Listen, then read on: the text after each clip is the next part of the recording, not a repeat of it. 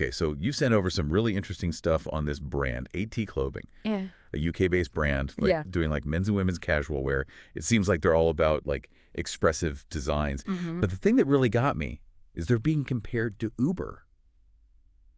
I gotta say, I'm intrigued. Yeah. So let's dive into this. It's a really fascinating comparison. The source is drawing that parallel because AT Clothing, their whole thing is about like disrupting how fashion is usually done, like really shaking things up, kind of like how Uber changed the whole taxi world. So if I'm hearing this right, it's not just about the clothes themselves being cool. It's like Yeah, a whole new approach. exactly. Okay, yeah, that definitely has my attention. So the source, it lays out these key parallels, right? Right. Yeah. And the first one is all about efficiency, like how they scale things up. Okay. Like think about it. Uber doesn't own tons of cars, right? And in the same way, AT Clothing, they don't have these warehouses just stocked with clothes. Right. It's all about print on demand. They only make something when a customer actually orders it. Ah, so that lean and agile thing everyone's talking about these days. Yeah. But I feel like that's getting more common, isn't it? What makes 8T stand out and how they're doing it? That's where that second parallel comes in. It's the flexibility and Yeah. all the ways you can customize stuff. Think about Uber again, right? They've got like different ride options depending what you need. Right. Yeah. 8T Clothing does something similar with their designs. So you've got these collections like Positive Vibes. There's one called Mosaic, Mm-hmm. and they each like speak to a different taste. Plus, they've got tons of different product types.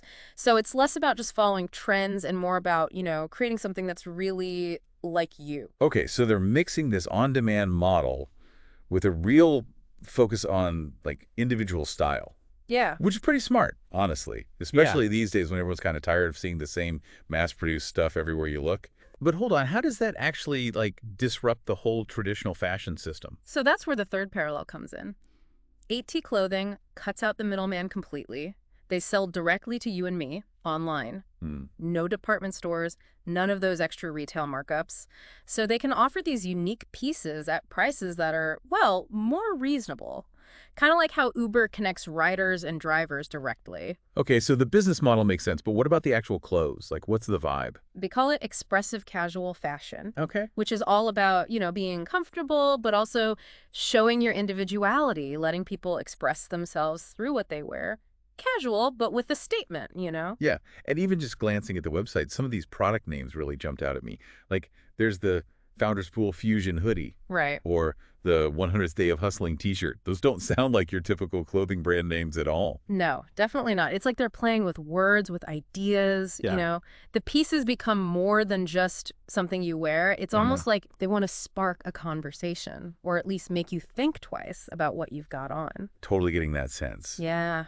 And we were talking earlier about all those customization options. Does that play into this whole expressive casual fashion thing too?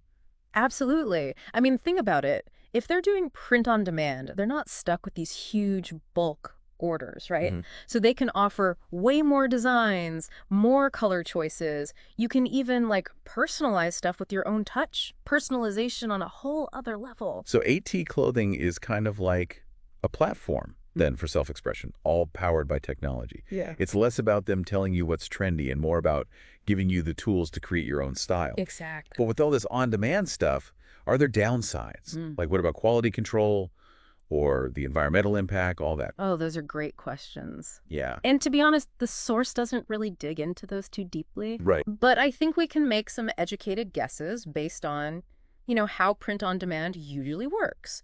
Like, on one hand, it cuts out a ton of waste from, traditional manufacturing where tons of clothes just end up in landfills if nobody buys them. Right. But then the question becomes, are the clothes as durable?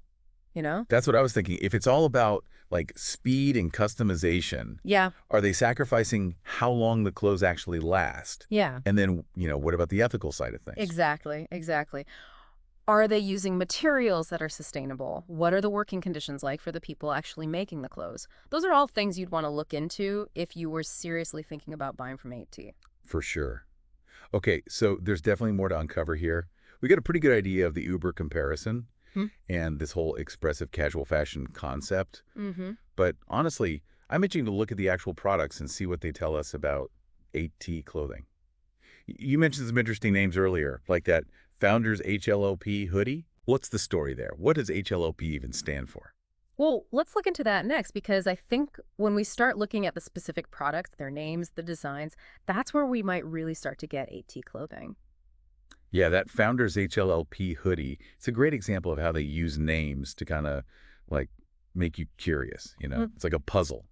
HLLP, Well, what does that even stand for? all right. It makes you want to dig deeper, figure out what the brand's all about. Totally. It's like there's this little mystery right there in your clothes. Yeah.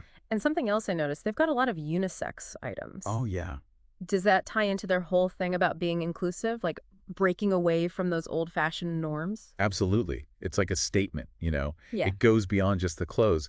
AT, they seem to be pushing this whole mindset, like a way of life that's about individuality, challenging boundaries. And remember how we were talking about the like potential downsides of print on demand? Well, one big advantage is that it lets brands like 8T be way more inclusive with their sizing. They're not limited by what stores usually stock. Right, right. That's a great point. Mm. It makes their clothes accessible to like a wider range of people, Yeah, which totally fits with their whole message about self-expression. exactly. Okay, so we're seeing how AT's approach plays out in their products. Mm-hmm. But what about the bigger picture? The source mentioned this print-on-demand thing is like really gaining traction. Yeah. Could this be the future of fashion? It's definitely a trend to keep an eye on. Imagine like a world where there's way less clothing waste because things are only made when they're actually needed, right? It could totally change the industry's impact on the environment. That's a powerful thought. But wouldn't that mean like people would have to wait longer to get their clothes? Yeah. And what about the designers and manufacturers? How would it affect them? Those are good points. Huh. It would definitely require a pretty big shift in like what customers expect. People might need to be a little more patient, like yeah, be willing to wait a bit longer for something that's truly unique and made just for them. Right, right. Mm. And thinking about the manufacturing side, wouldn't this model kind of favor smaller, Yeah. independent brands Yeah. over the big fashion houses? Could we see a power shift in the industry? Potentially. Print on demand really levels the playing field. Smaller brands can compete without needing a ton of money up front. Right. It could make the whole fashion landscape more diverse, more innovative. But, I mean, let's be real. The big brands still have huge influence. Oh, yeah. Do you think they'll just sit back and let this happen? I doubt it. They're already playing around with on-demand, and Mm. trying out personalization options. It'll be interesting to see how they adapt, though, as things keep changing. So maybe it's not a total takeover, but more like a blending of the old and the new.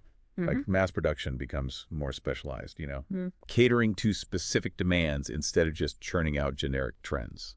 Exactly. And technology, that's going to play a huge role in how this all evolves. We're already seeing stuff like 3D printing, virtual fashion, even algorithms that can personalize your clothes. Wow. It could totally change how we design, manufacture, even experience clothing. It sounds like the whole idea of what fashion is changing. Yeah. But with all this innovation, we can't forget about the people behind the clothes, right? Right. Do you think this move towards on-demand production will be good for garment workers? That's a crucial question. And honestly, the answer's complicated.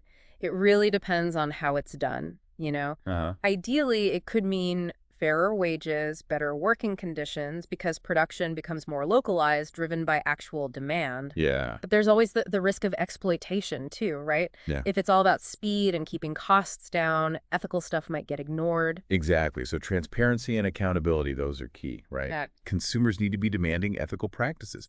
And the brands, they got to be held responsible for making sure people are treated fairly, like throughout the whole process. Yeah, for sure. And that brings us back to AT Clothing. We've talked about their business model, their designs, their whole focus on self-expression. Mm-hmm. But what about their ethics? Do we know anything about where they source their materials, their manufacturing process? Unfortunately, the sources we've got don't really give specifics on that. Okay. That's definitely something you might want to look into on their website or, even reach out to them directly. Good point. Transparency is so important, especially for a brand that's like really championing these values of sustainability and inclusivity. Right. But, circling back to that Uber comparison for a sec. Yeah. Do you think it's accurate? Are they really revolutionizing fashion? Or is it more of a clever marketing thing? It's a good analogy, I think. It highlights the key parts of what 8T is doing, like their business model, how they're using technology and personalization. Mm-hmm. And, Their whole goal of shaking up the industry. They're definitely challenging the status quo, offering something different than the traditional way of doing things. But revolutionizing, that's a big word, you know. Yeah. It makes it sound like they're completely overhauling everything, and I'm not sure we're there yet.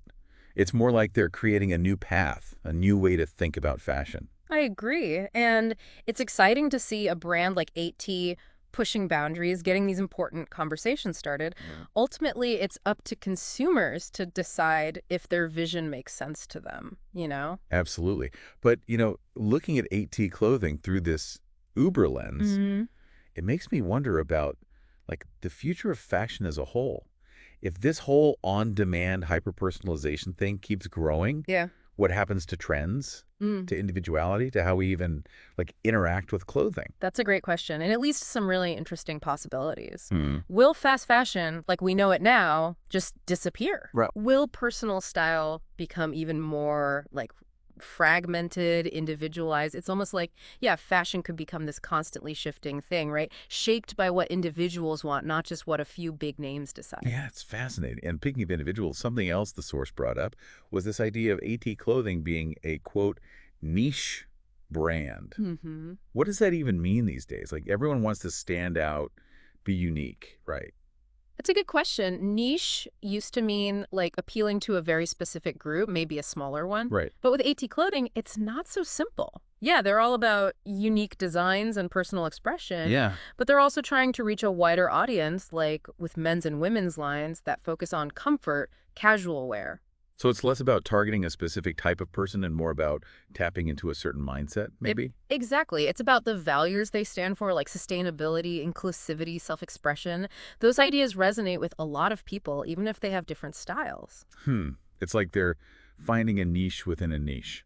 They're not just going after people who like a particular style, but those who are looking for a brand that, reflects their values, a certain experience. Exactly. And that's becoming so important for shoppers, especially younger ones. They're not just buying a thing, they're buying into a story, a community, a way of being. It's about saying something with what you wear, Yeah, showing your individuality, your beliefs, all of that. absolutely. And that brings us back to the bigger picture again. If this move towards niche brands, towards like conscious consumerism is Oh. really the future of fashion, what does that mean for the whole industry? Yeah, will we see less of that mass-produced fast fashion? Hmm. Will smaller independent brands become the like main players? And what about technology? Will it keep changing how we design, make, and even buy clothes? It's a really exciting time to be into fashion. It's changing so fast. Yeah. And brands like 8T Clothing, they're leading the way. They're pushing limits, challenging how things have always been done. And they're giving us a peek into what might be coming next. This deep dive has definitely given me a lot to think about.